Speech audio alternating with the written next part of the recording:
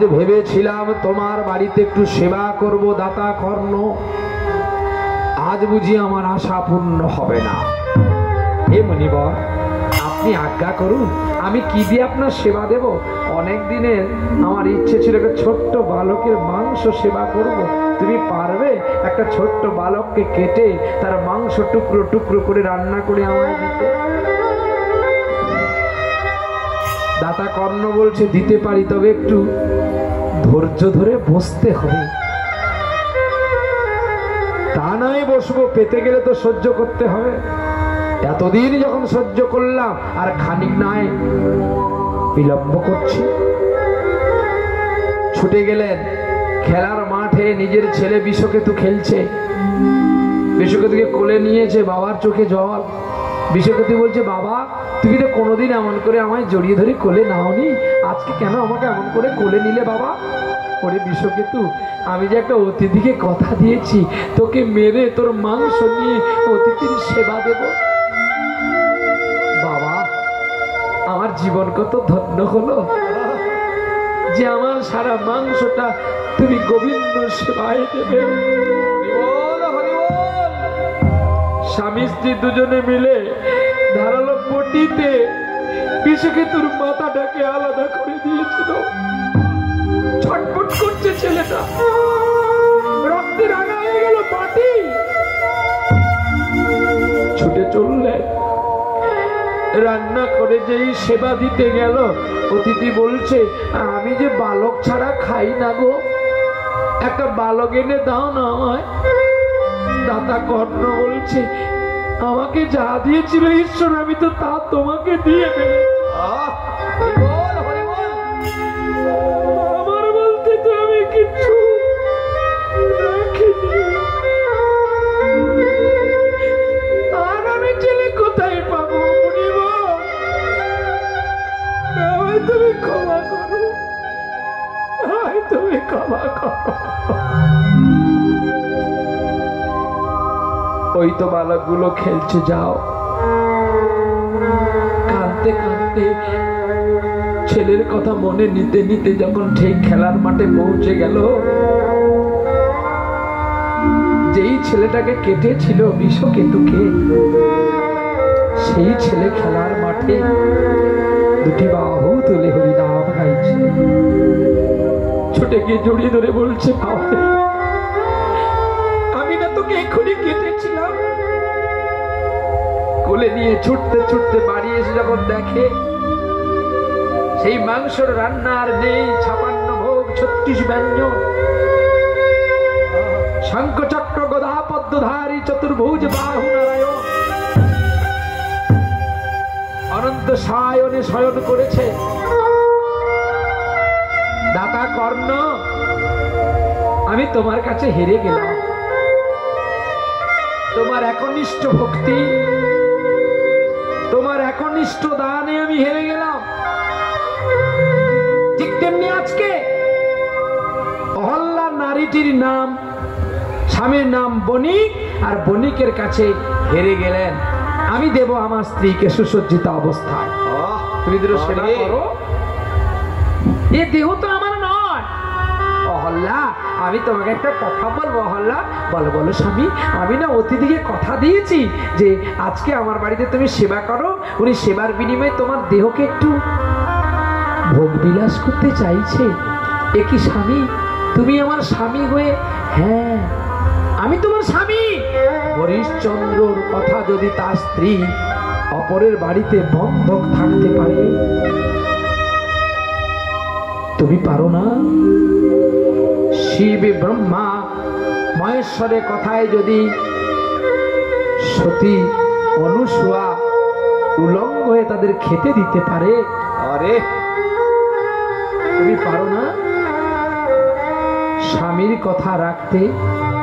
স্বামীর কলঙ্ক হবে বলে যোগ্য স্থানে সতী দুর্গা দেহ ত্যাগ করল। স্বামীর জন্য লক্ষিন্দরের প্রাণ বাঁচাতে স্বর্গ পর্যন্ত ছুটে গেল। স্বামীর প্রাণ বাঁচাবার জন্য যমলোকে জমিনের কাছে জামিন করে আনল সাবিত্রী। আর পরম পতির হাতে হাতে তুলে দিল মন্দোদরী, তারা, কুন্তী, অহল্যা, দ্রৌপদী, এরা তবু সতী, আর তুমি হেরে গেলেন অহল্যা। ঠিক আছে স্বামী, তোমার সুখেই যখন আমার সুখ, তুমি পাঠাও। বিনায় গান ধরেছে, ঠিক দরজার সম্মুখে গেল, অমনি দৈববান হয়ে বলছে, বিল্ল, এই বিল্ল। কে কে কে কে তুমি আমার কাছে আছো, তবু জানি না আছো কোনখানে।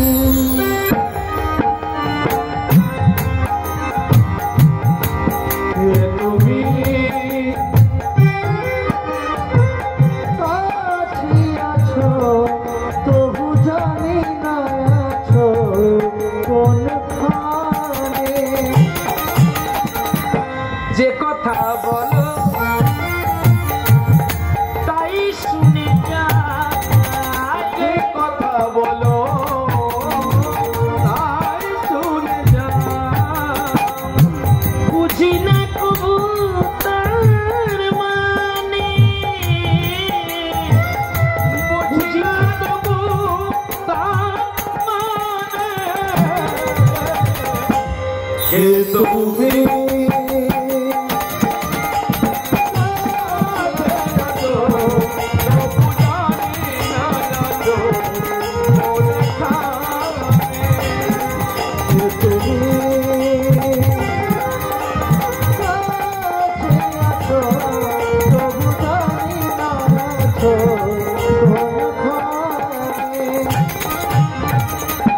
হাতটা ধরে আমাকে জানা, অন্ধকারে ওদের জ্বালা, চোখের দেখা আজও দেখিনি কবু, বেলা শেষের সন্ধানে। যে কথা বলো তাই শুনে যাই, যে কথা বলো তাই শুনে যাই, বুঝি না তবু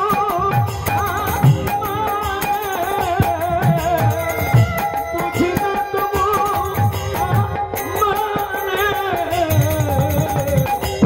কে তুমি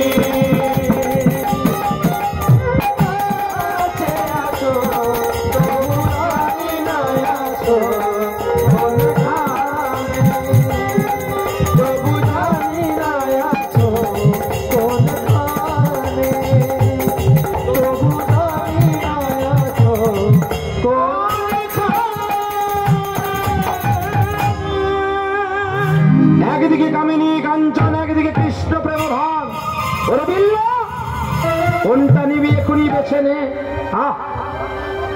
সত্যি তো, আমি চিন্তামণিকে ডাকতে এসে কেন চিন্তা রমণী ভজন করছি?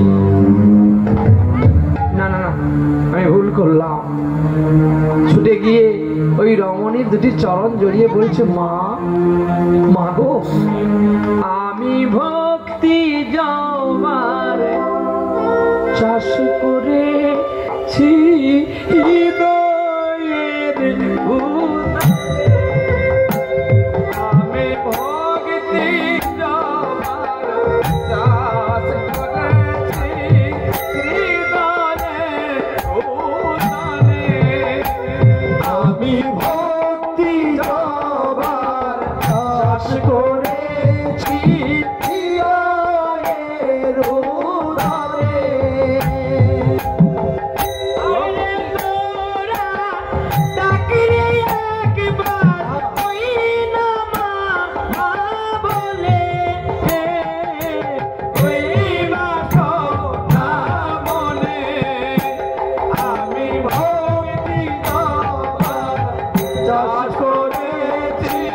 হৃদয়ের উদানে।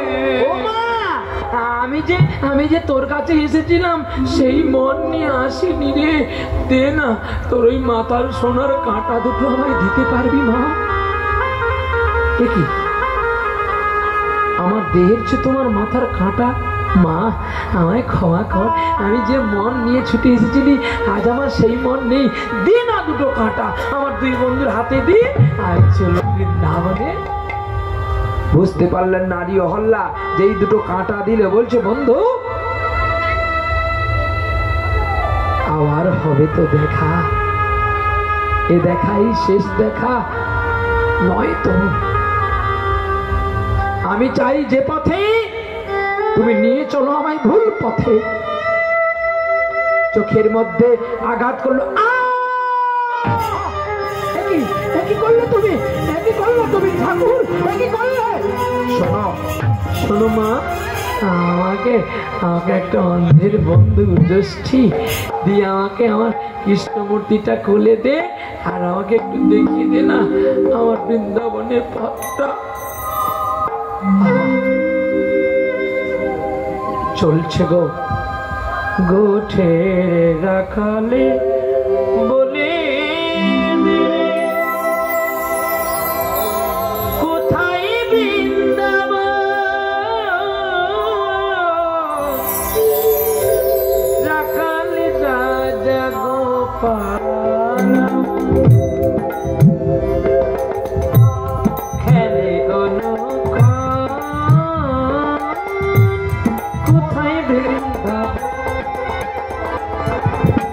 গোঠের রাখাল বলে কোথায় বৃন্দাবন, রাজা গোপাল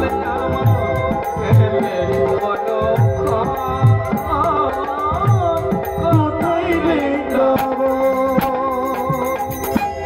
মিলন রাতে মনে বাসে চাঁদ গাছে চাঁদের পাশে নিত্য লীলা করে নাম বল নম।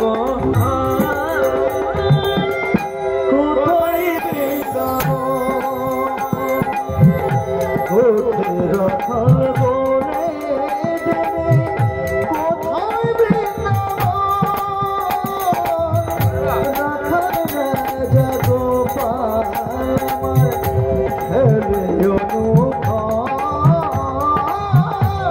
কোথায় বৃন্দাবন।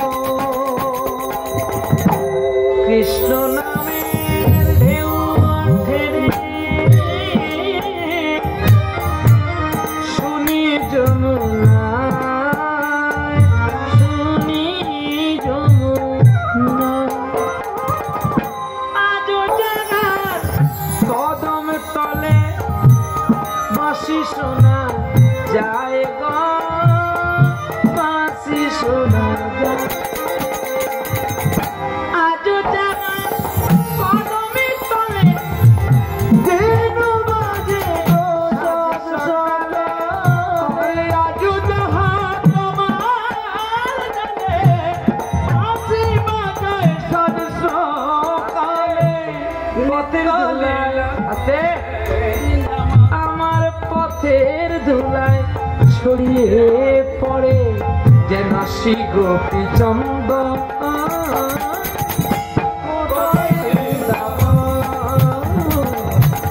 গোঠের রাখাল বলে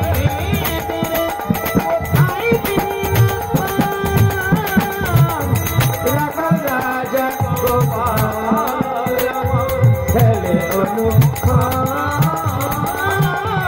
কোথায় বৃন্দাবন।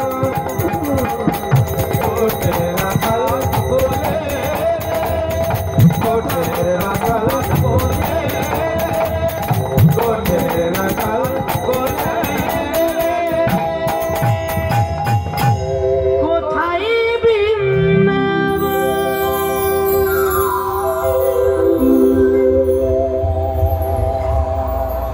আর গোবিন্দ সইতে পারলেন না, বললেন ওরে বিল্ল লাঠিটা বাড়িয়ে দে। কে? আমি তোর কালিয়া।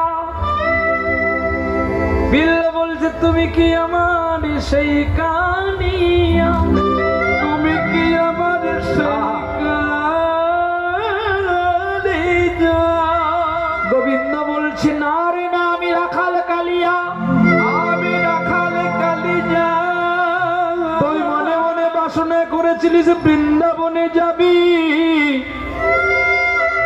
তাই আমিও যখন বৃন্দাবনের গরু চড়াই আমার কথা মনে পড়েছে, তাই আমি তোকে বৃন্দাবনে পৌঁছে দিই। এই বলে লাঠির এক পাশে ধরেছে গোবিন্দ, আর এক পাশে ধরেছে মাতালি বিল্ল। আর বিল্ল কেঁদে কেঁদে চলছে, আরে আমার নিঠুর বন্ধু রে, আরে আমার নিঠুর বন্ধু রে, আরে আমার নিঠুর বন্ধু রে, আরে আমার নিঠুর বন্ধু রে। লাঠির এক পাশে মাতাল বিল্ল আর এক পাশে গোবিন্দ নিচে, আর কাঁদতে কাঁদতে চলছে গো। বলছে কে বিল্ল, কি বলছে জানো, আমি জন্মে আমার মাকে দেখিনি গো। ও গোবিন্দ, তুমি নিশ্চয়ই আমার মাকে দিয়েছো। আরে আমার নিঠুর বন্ধু, আরে আরে আমার নিঠুর বন্ধু রে,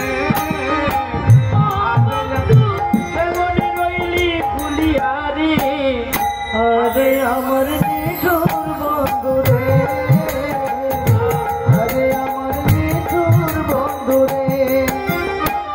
প্রীতি অনল প্রীতি জন্ম প্রীতি মরণ রে, প্রীতি অনল প্রীতি জন্ম প্রীতি মরণ রে।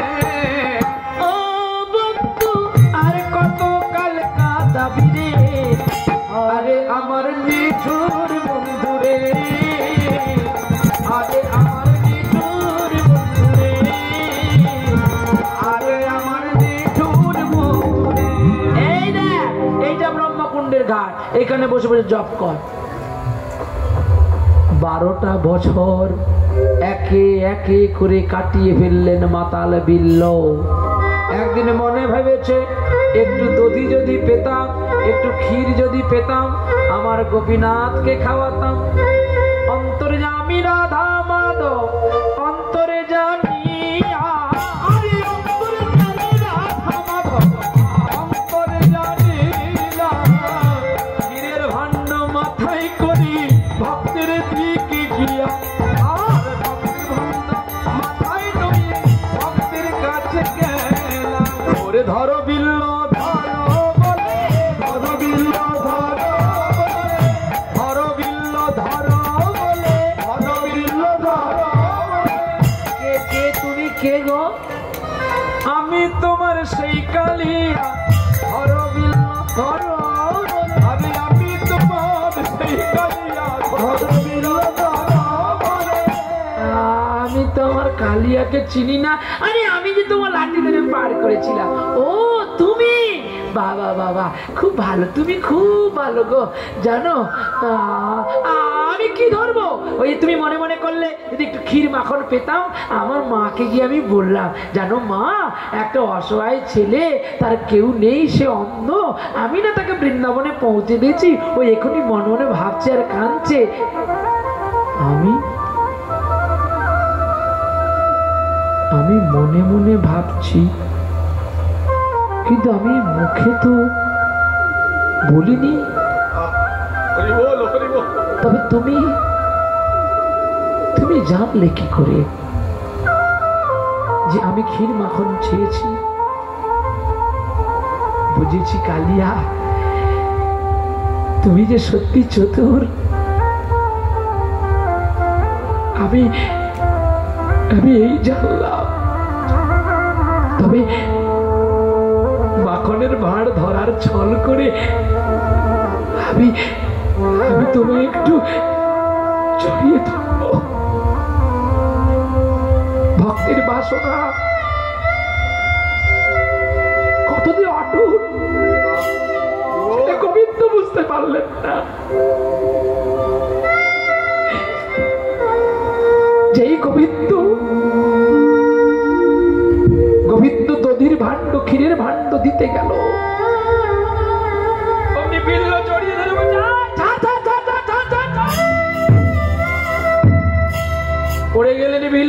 দিতে ভেঙে গেল মাটির ভাণ্ড। আমি জানি কালিয়া তুমি আর কেউ নয়, তুমি আমার সেই কালিয়া।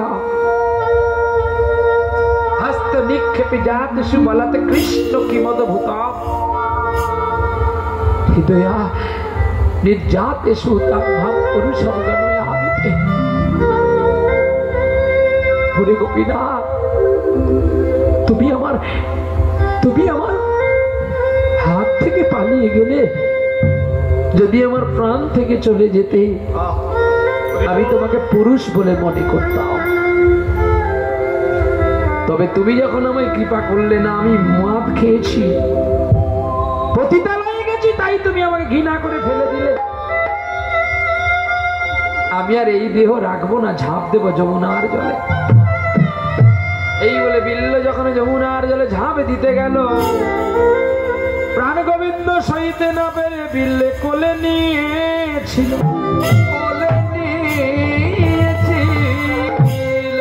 বলো বিল্ল, তুমি কি চাও? আমি তোমার একটু যুগল রূপ দেখতে চাই প্রভু।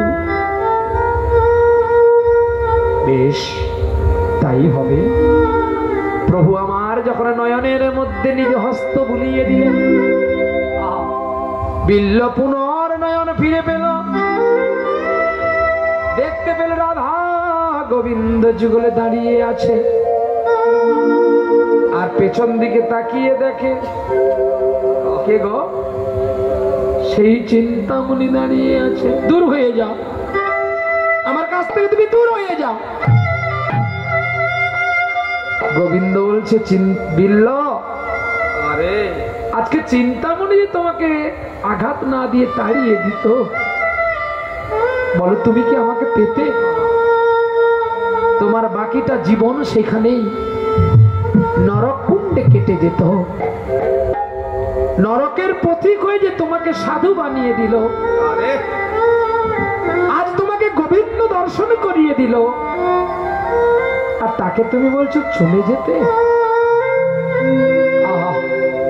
ছুটে গিয়ে চিন্তার চরণ জড়িয়ে ধরে কি বলছি যেন, গোমর প্রেমের নো দিতে সইল কেন ডুব দিলাম না।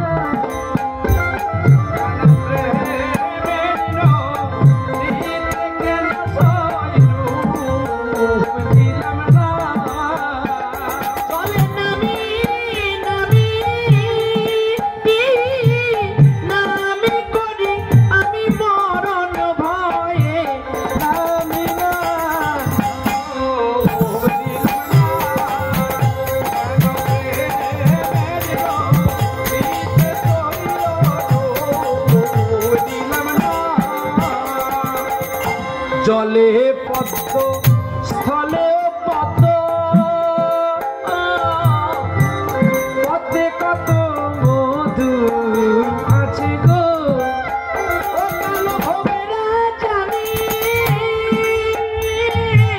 পদ্মের বর্ম সখী গভীরে পোকা জানে না।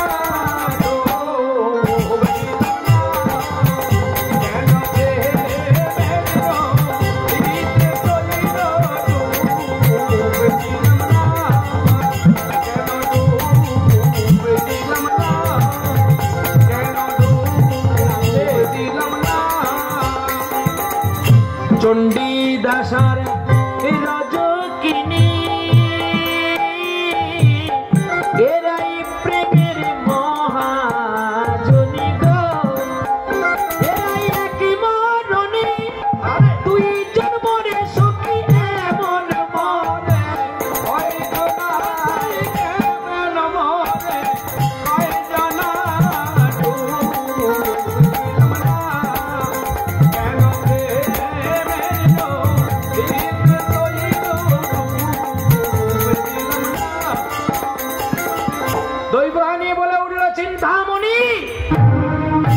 বিল্ল যখন তোমার কাছে গেছে, ওকে তুমি কোলে নাও। আহা, আর দৈবানী বলছে, যাও ব্রজবাসীর কাছে ভিক্ষান্ন করো। আর নিধুবনে নিকুঞ্জ বনের কাছে তোমরা একটা ভজন কুটির করো, সেই কুটিরের নাম হয় বিলাস কুঞ্জ কুটির। তুমি প্রতিদিন ভিক্ষা করে খাওয়াবে, আমরা যত্ন করে খাবো। এই বলে চিন্তামণি বিল্ল মঙ্গল ব্রজবাসীর ঘরে, চিন্তামণি বিল্ল ঠাকুর ব্রজবাসীর ঘরে ভিক্ষার ঝুলি লইয়া যায়, ভিক্ষা করিবারে আমার ভিক্ষার ঝুলি লইয়া যায়। আজ ভক্তের দ্বারে আমার ভিক্ষা দাও গো ব্রজবাসী, আমায় ভিক্ষা দাও গো ওগো নগরে বাসী, ভিক্ষা দাও গো ব্রজবাসী, ভিক্ষা দাও গো নগরবাসী। ওগো তাই তো তোমাদের কাছে আসি, ভিক্ষা দাও গো ব্রজবাসী, তাই তো তোমাদের কাছে আসি, ভিক্ষা দাও গো নগরবাসী। ওরে ওগো আমার মাসি পিসি, আমায় ভিক্ষা দাও গো ব্রজবাসী, ওগো ভিক্ষা দাও গো আমার মাসি পিসি, ভিক্ষা দাও গো ব্রজবাসী। আমায় যেজন ভিক্ষা দেবে ও তার কোলের প্রতি ভালো রবে, আমায় যেজন ভিক্ষা দেবে কোলের প্রতি ভালো রবে। ওগো আমায় যেজন ভিক্ষা দেবে ওরে কোলের সন্তান সুখে রবে, আমার যেজন ভিক্ষা দেবে কোলের সন্তান ভালো রবে। ওগো আমায় যেজন ভিক্ষা দেবে তারা রাধা গোবিন্দের চরণ পাবে, আমার যেজন ভিক্ষা দেবে রাধা গোবিন্দের চরণ পাবে। ওগো আমায় যেজন ভিক্ষা দেবে ওগো অন্তিমে বই কুণ্ঠে যাবে,